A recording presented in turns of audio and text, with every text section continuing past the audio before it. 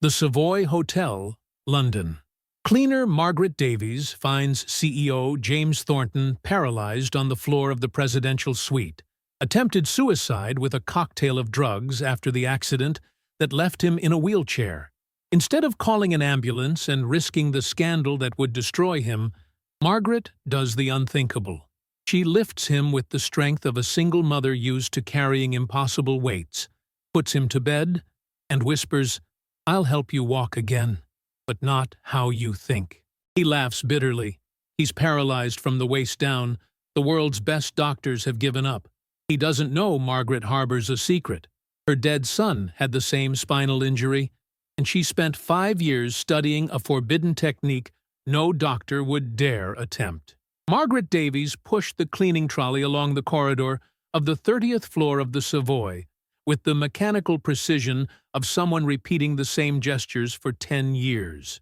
42 years lived twice over, hands cracked from bleach that no cream could soften anymore, back bent from the weight of an unforgiving life, 1,200 pounds a month to clean suites that cost what she earned in a year. The Savoy was a monument to London luxury, where the powerful slept on sheets that cost more than her monthly rent. Margaret knew every corner, every secret. She'd seen ministers with mistresses, entrepreneurs crying after devastating calls. But she always kept silent, a master at being invisible. That November evening, London was drowning in fog. The presidential suite was always last, 800 square meters on the entire 30th floor. Protocol said to clean it only when empty, but that evening the door was ajar. No "do not disturb" sign. A silence that tasted of tragedy. Margaret should have called security, but instinct, the same that had guided her through 5 years of agony with David, told her something was wrong. She entered cautiously. The smell guided her.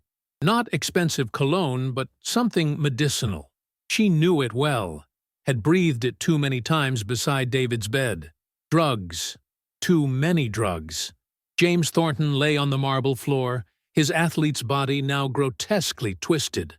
The upper part moved weakly, the lower part immobile, dead. The 100,000-pound wheelchair overturned beside him like an upended insect. 35 years old, self-made billionaire, the orphan from Manchester who'd conquered the world. 6 months earlier, the Ferrari crash had made headlines for weeks. Complete spinal injury at L2, paralyzed forever. Margaret checked his pulse, weak but present. She counted the scattered pills, OxyContin, Xanax, others. A lethal cocktail, but it seemed he hadn't ingested enough. Not yet. James's eyes opened, gray like steel, now opaque with despair. He tried to speak, but Margaret put a finger to his lips, an intimate gesture of a mother calming a child. With surprising strength, she lifted him. Years with David had taught her the technique. Use your legs, find the balance, move with the weight. She dragged him to the bedroom, hoisted him onto the king-size bed. She sat heavily in the armchair beside it, catching her breath. For long minutes they looked at each other in silence. The paralyzed billionaire and the cleaner, two worlds that shouldn't touch. Then Margaret began to speak, with the voice that had consoled David on the darkest nights. She told him about her son without preamble. 18 years old, captain of the swimming team, scholarships secured. Then that day at Brighton Beach. A bad dive, a hidden rock, the crack of the spine. Complete L2 injury. The same words used for James. Never walk again. But Margaret hadn't accepted it. She'd studied with a mother's fierce determination. Days working at St. Thomas's Hospital, nights reading stolen medical articles, illegally downloaded research. Neuroplasticity, axons, dendrites became her vocabulary. Then the more desperate searches. Filipino healers, Chinese acupuncture masters, Russian physiotherapists with methods the West considered barbaric. She'd found patterns the official medicine ignored. Electrical stimulation at specific frequencies, manipulation of unmapped points, stimulation of alternative nerve pathways. It was illegal, Unapproved, dangerous, but David was dying inside. And it had worked. After 3 months of secret treatment in their council flat in Brixton, David had moved his toe. Tiny movement, but voluntary. Impossible according to medicine, yet real. Cancer had come before they could go further. Glioblastoma, inoperable. Cruel irony. The brain relearning to command paralyzed legs being devoured. But in 6 months, David had moved his whole foot. Margaret had continued until the end, and he'd made her promise not to abandon what she'd discovered. She looked into James's eyes, now with a spark of something beyond despair. "I can make you walk again," she said with absolute certainty. "But you'll have to trust me more than you've ever trusted anyone. You'll have to endure pain you didn't think possible. And promise never to give up, even when you want to die from the pain." James stared, processing everything. This cleaner was offering the impossible. Every world-class doctor had said no hope. Yet here she was, with ruined hands and stained uniform, promising miracles. "Why?" he asked hoarsely. "Why help me?" Margaret looked at him for a long moment. "Because David made me promise not to waste what I learned. Because I see in your eyes the same despair I saw in his. And because perhaps, by saving you, I somehow save him too." Silence fell on the suite. Outside, London continued unaware of the pact being forged 30 floors above. A suicidal billionaire and a cleaner were about to begin a journey that would rewrite the rules of medicine and redemption. James Thornton had built his empire trusting no one. Orphaned at 12, raised on Manchester streets, where trust could cost your life. At St. Joseph's Orphanage, he'd learned every kindness had a price. He'd learned to code stealing time on library computers, pretending to be a university student at 14. At 25, he'd founded his first startup. At 30, controlled 20 tech companies. At 35, was worth $800 million. The accident was his fault. That May night, drunk on a £100 million deal just closed, he'd pushed the Ferrari F8 past 180 on the M1. The barrier at Luton had won. The best neurosurgeons in the world, Yamamoto from Tokyo, Steinberg from Zurich, Rodriguez from Mayo Clinic, all agreed after consultations costing hundreds of thousands. Complete L2 injury, never walk again. Now, this cleaner offered the impossible. In the days after that night at the Savoy, James investigated.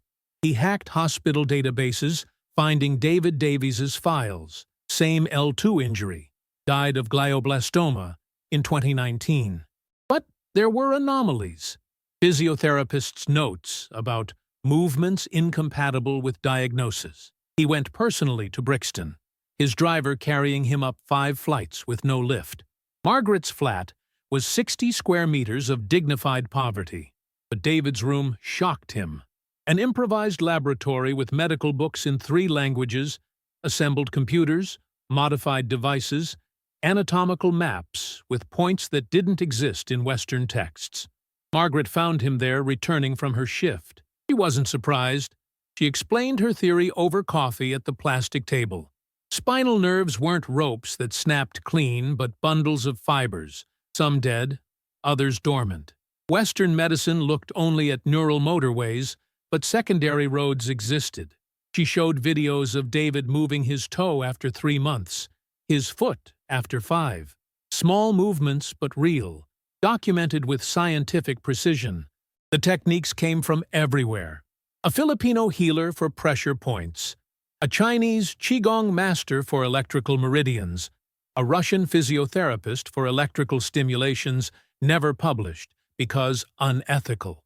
She asked why risk it for him. The answer was brutally honest: to complete what she couldn't finish with David.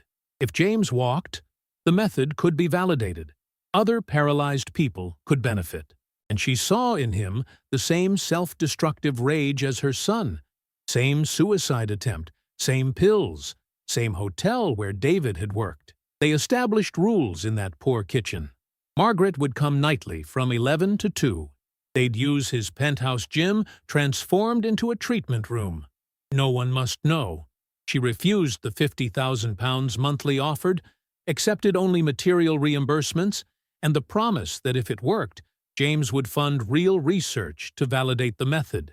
First session was 3 nights later. Margaret did body mapping no doctor had done. Touching, feeling, finding points that sent shocks where there should be no sensation. Then needles in places chosen by alien logic. When she inserted the 13th above L3, James screamed. He'd felt something in his right foot. Not movement, but presence. The electrical stimulation was worse. The modified TNS with complex frequencies made his body a battlefield. Muscles dead for 6 months contracted in spasms. Not in his legs, but in his back, as if the body sought alternative routes. 2 hours later, James was exhausted like after his old marathons. No miracle, no movement, but the reflexes were different, more alive, as if the nervous system remembered there was a war to fight. "It's just the beginning," Margaret said, putting away the instruments. "The body must remember how to function. It will take weeks for real progress, if it works." "And if it doesn't work?" James asked. She paused at the door. "Then at least we tried, which is more than I could do for David in the end." When she left, James stayed awake until dawn. Not from physical pain, but from the pain of hope. He'd spent 6 months accepting paralysis.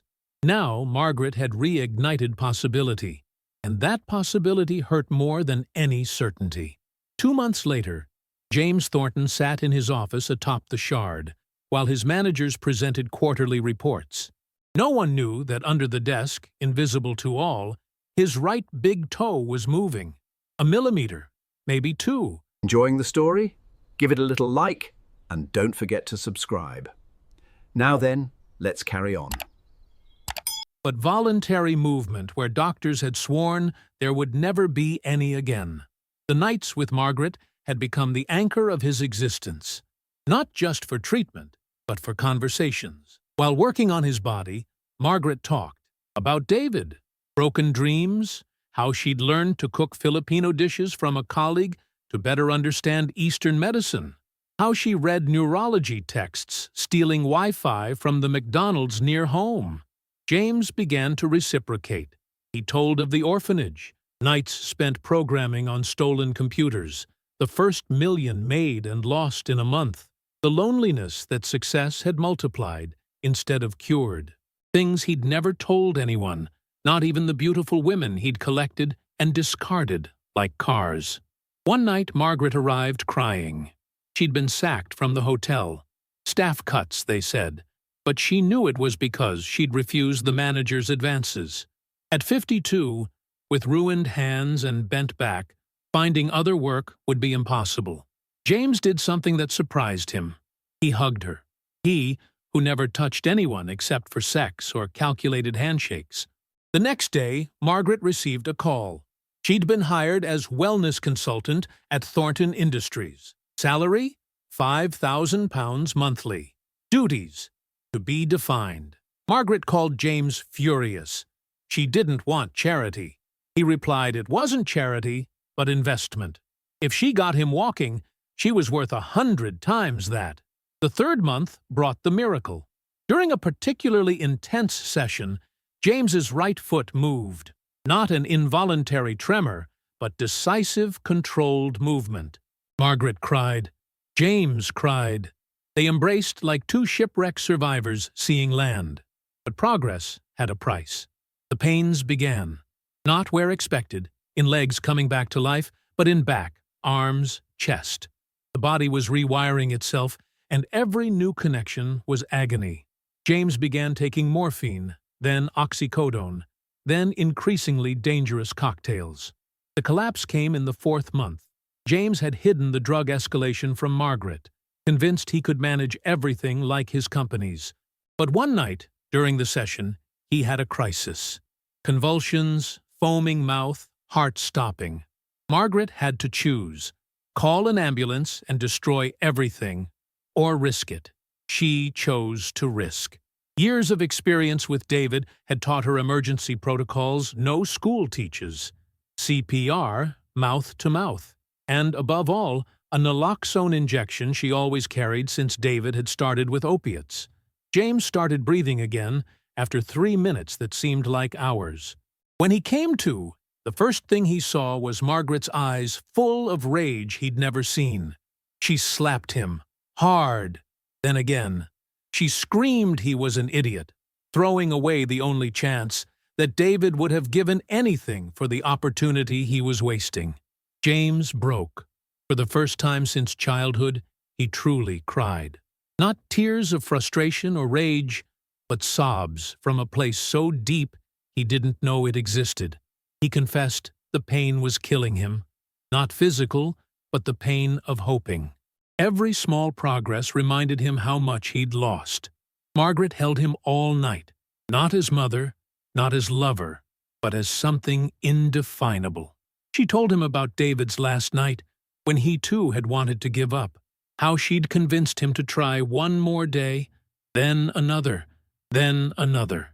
How in the end it wasn't paralysis that killed him, but at least he died fighting. They established new rules.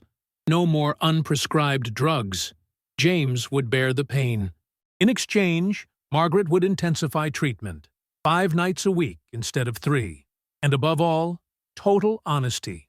No more secrets. At 6 months, James Thornton took 10 steps, staggering, supported by parallel bars, with Margaret beside him ready to catch him, but 10 real steps. The news was supposed to stay secret, but someone in the private physiotherapy office they'd set up took a photo. The next day, it was in all the papers. The Thornton miracle. The media went crazy. Doctors who'd declared him condemned to a wheelchair demanded explanations. Thornton Industries' shares soared. Everyone wanted to know how, who, what. James and Margaret had prepared a story. New experimental Swiss treatment, team of specialists under confidentiality agreements, proprietary technology. But truth has a way of emerging. An investigative journalist discovered Margaret's nightly visits. Another found her story. The paralyzed son. The lack of medical qualifications. Within 24 hours, the narrative changed. The desperate billionaire and the charlatan defrauding him. The medical council demanded Margaret's arrest for illegal practice of medicine. Shareholders demanded James's resignation for mental instability. Prosecutors opened an investigation. The empire James had built in 10 years was collapsing in days. James did the only thing he could, a live worldwide press conference. He appeared walking, slowly, with a cane, but walking, 30 steps from backstage to podium. Total silence. Then he told everything. The truth. The attempted suicide. Margaret saving him. The unorthodox treatment. The progress. The falls. He showed videos of sessions, with Margaret's permission. Graphs of neurological improvements. Testimonies from physiotherapists who'd begun studying the method. But above all, he spoke of Margaret. How this woman without degrees had done what official medicine couldn't. Not with miracles, but with dedication, obsessive study, and above all, unconditional love for the possibility of healing. He announced he was creating the David Davies Foundation for Spinal Injury Research. Initial endowment, £100 million. Scientific Director, Margaret Davies. The goal, scientifically validate and make accessible to all the method that had saved him. 1 year after treatment began, James Thornton was running. Not fast, not long, but running. Doctors studying his case spoke of rewriting neurology textbooks. The Davies method, as it had been christened, showed results in 30% of patients with incomplete injuries. It wasn't miraculous, but it was hope where there had been none. Margaret now directed a team of researchers in the wing of Thornton Industries converted into a research center. She'd never taken a degree, but had something no academic possessed. Knowledge lived in her own skin and her son's. The young neurologists working with her called her Professor out of respect, not title. The relationship between James and Margaret was indefinable. They weren't lovers, though the tension was there. They weren't friends. Too much intimacy for that. They were two souls who'd saved each other. James had learned to trust. Margaret had found purpose to continue after David. One evening, during what would be the last treatment session, James was now self-sufficient. Margaret revealed the final secret. David, in his last days, had had a vision. He'd seen his mother helping a powerful man walk again, and through him, thousands of others. He'd made her promise not to give up, to find that man. James looked at her incredulously. Was she saying everything was predestined? Margaret smiled. Not predestined, she said, but perhaps the universe sometimes puts the right people in the right place. A suicidal billionaire and a cleaner who never gives up. Who would have written that? The inauguration ceremony of the David Davies Center was emotional. 300 patients with spinal injuries were already on the list. James walked on stage without assistance, Margaret beside him in a white coat. When they gave her the microphone, she said only a few words, but they were worth more than all the speeches. My son David couldn't walk again in life, but through what he taught me, hundreds will walk. The greatest pain can become the most precious gift if you have the courage to transform it. James had the courage to trust a cleaner. I had the courage to believe knowledge doesn't come only from books. Together we rewrote the rules. James spoke after her. He announced 50% of his company shares would go to the foundation. Every treatment would be free for those who couldn't afford it. And Margaret Davies was the new chairman of the board of Thornton Industries' medical division. But the real surprise came at the end. James knelt, not for a marriage proposal, he clarified quickly, seeing the shock on Margaret's face, but for something deeper. He asked her to symbolically adopt him as a son, to let him carry the Davies surname alongside Thornton, to be the family neither of them had anymore. Margaret cried. The audience cried. James cried. In that moment, in that medical center built on pain and hope, two broken souls became a family. Not of blood, but of choice. Not of DNA, but of shared destiny. The final image shows them a year later. James runs the London Marathon. Margaret waits at the finish line. He doesn't finish, collapses at mile 20, but he gets up and walks the last 6. Every step is pain. Every yard a victory. When he crosses the finish line after 7 hours, Margaret embraces him. David would be proud, she whispers. Your mother is proud, he replies. Behind them, an enormous banner. David Davies Center, where the impossible walks again. And below, in smaller, but no less important letters, founded by a cleaner who never gave up, and a billionaire who learned to trust. If you've made it this far, it's because you understand this story speaks of more than medicine and miracles. It speaks of how shared pain can become multiplied strength, of how titles mean nothing against determination, of how sometimes the humblest people carry the greatest truths. Leave a like if you believe true healing comes from the heart, not diplomas. It's not just a like, it's your way of saying every mother fighting for a child is a scientist. Every pain overcome is a doctorate. In the comments, tell me, have you ever met someone who saved you when you least expected it? An angel dressed as an ordinary person? Share this story with those fighting impossible battles. Remind them that sometimes salvation comes from where you least expect it, perhaps from a cleaner with ruined hands, but an intact heart.